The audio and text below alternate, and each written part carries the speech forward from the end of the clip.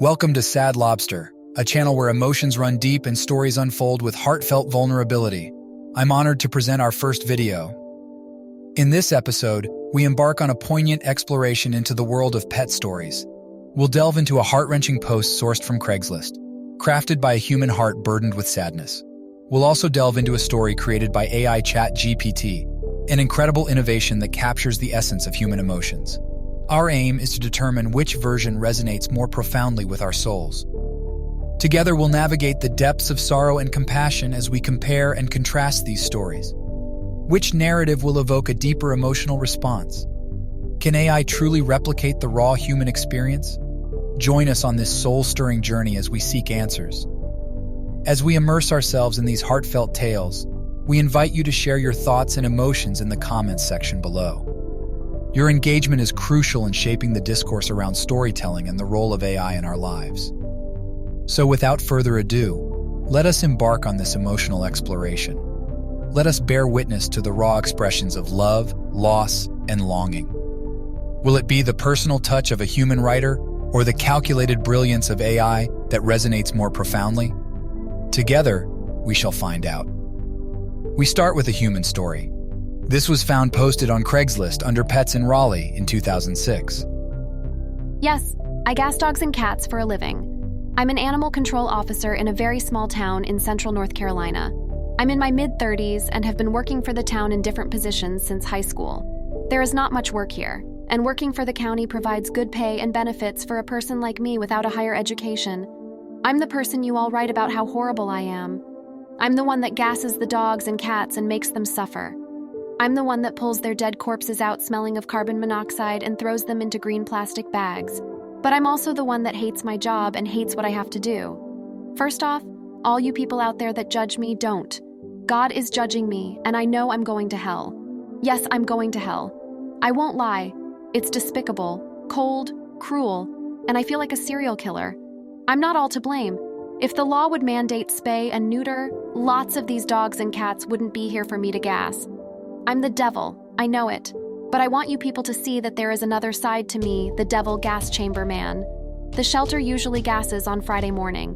Fridays are the day that most people look forward to. This is the day that I hate, and wish that time will stand still on Thursday night. Thursday night, late after nobody's around, my friend and I go through a fast food line and buy $50 worth of cheeseburgers and fries and chicken. I'm not allowed to feed the dogs on Thursday, for I'm told that they will make a mess in the gas chamber, and why waste the food? So, Thursday night, with the lights still closed, I go into the saddest room that anyone can ever imagine and let all the doomed dogs out of their cages. I have never been bitten, and in all my years doing this, the dogs have never fought over the food. My buddy and I open each wrapper of cheeseburger and chicken sandwich and feed them to the skinny, starving dogs. They swallow the food so fast that I don't believe they even taste it. Their tails are wagging, and some don't even go for the food. They roll on their backs, wanting a scratch on their bellies. They start running, jumping, and kissing me and my buddy. They go back to their food and come back to us. All their eyes are on us with such trust and hope, and their tails wag so fast that I have come out with black and blues on my thighs. They devour the food, then it's time for them to devour some love and peace. My buddy and I sit down on the dirty, pee-stained concrete floor, and we let the dogs jump on us. They lick us, they put their butts in the air to play, and they play with each other. Some lick each other, but most are glued on me and my buddy. I look into the eyes of each dog. I give each dog a name. They will not die without a name. I give each dog 5 minutes of unconditional love and touch. I talk to them and tell them that I'm so sorry that tomorrow they will die a gruesome, long, torturous death at the hands of me in the gas chamber. Some tilt their heads to try to understand. I tell them that they will be in a better place, and I beg them not to hate me. I tell them that I know I'm going to hell, but they will all be playing with all the dogs and cats in heaven. After about 30 minutes, I take each dog individually into their feces-filled concrete jail cell and pet them and scratch them under their chins. Some give me their paw, and I just want to die. I just want to die. I close the jail cell on each dog and ask them to forgive me. As my buddy and I are walking out, we watch as every dog is smiling at us and they don't even move their heads. They will sleep with a full belly and a false sense of security. As we walked out of the doomed dog room, my buddy and I go to the cat room. We take our box and put the very friendly kittens and pregnant cats in our box. The shelter doesn't keep tabs on the cats like they do the dogs.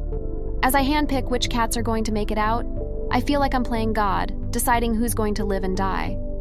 We take the cats into my truck and put them on blankets in the back. Usually, as soon as we start to drive away, there are purring cats sitting on our necks or rubbing against us. My buddy and I take our one-way 2-hour trip to a county that is very wealthy, and they use injection to kill animals. We go to exclusive neighborhoods and let 1 or 2 cats out at a time. They don't want to run, they want to stay with us. We shoo them away, which makes me feel sad. I tell them that these rich people will adopt them, and if worse comes to worse and they do get put down, they will be put down with a painless needle being cradled by a loving veterinarian. After the last cat is free, we drive back to our town. It's about 5 in the morning now, about 2 hours until I must gas my best friends. I go home, take a shower, take my 4 anti-anxiety pills, and drive to work. I don't eat. I can't eat. It's now time to put these animals in the gas chamber. I put my earplugs in. The dogs are so excited to see me that they jump up to kiss me and think they are going to play. I put them in the rolling cage and take them to the gas chamber.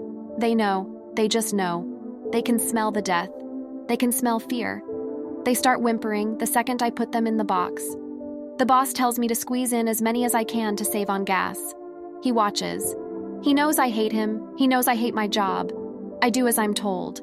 He watches until all the dogs and cats, thrown in together, are fighting and screaming. The sounds is very muffled to me because of my earplugs.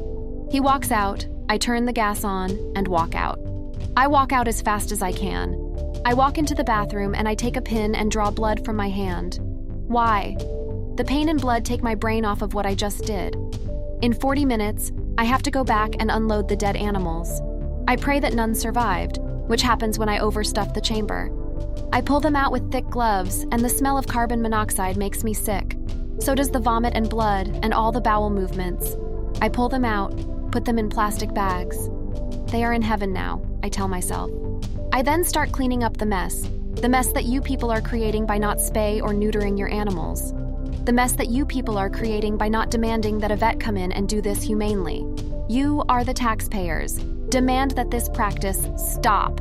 So don't call me the monster, the devil, the gasser, call the politicians, the shelter directors, and the county people the devil. Heck, call the governor. Tell him to make it stop.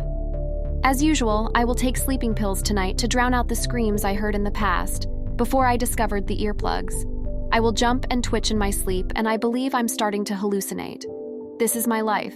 Don't judge me. Believe me, I judge myself enough.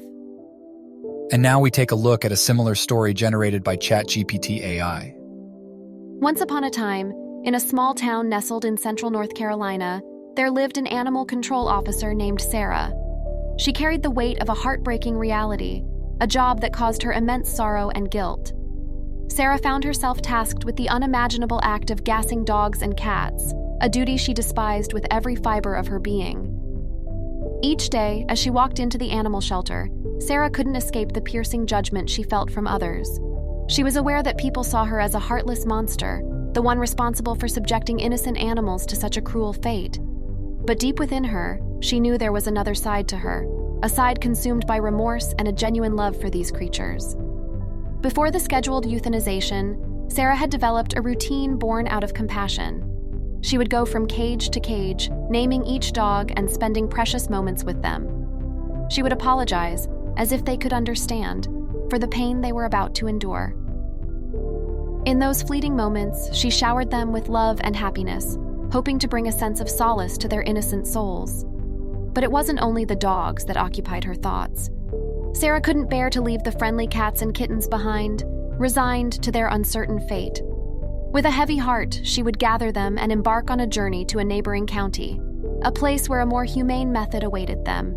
She believed that there, these precious felines might find a chance at adoption or a gentle passing from the world.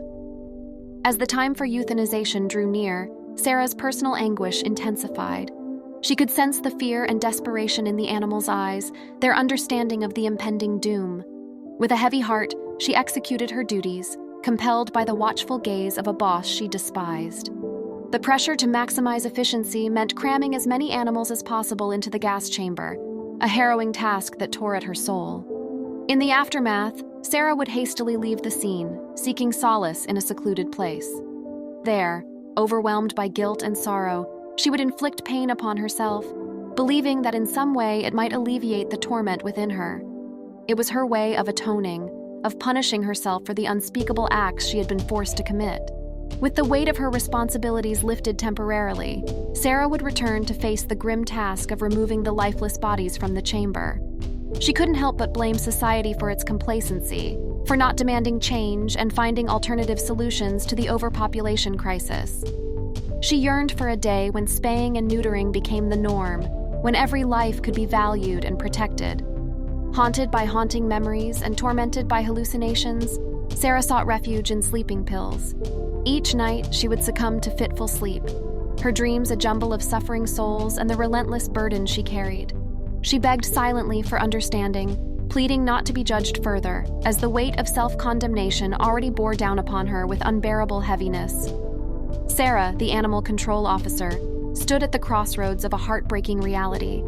In her pursuit of justice and compassion, she longed for a world where the love and care she offered these innocent creatures would transcend the dark fate that awaited them. And though her path was filled with unimaginable sorrow, she continued to fight for change, hoping that one day the world would hear her cries and no longer turn a blind eye to the silent suffering that unfolded behind closed doors. Thank you for joining us on this emotional journey through the world of pet stories. We've explored the depths of sorrow and witnessed the remarkable capabilities of AI. Share your thoughts in the comments below on which version was better, and stay tuned for more captivating episodes on Sad Lobster. Remember, stories have the power to touch our hearts and unite us in our shared humanity.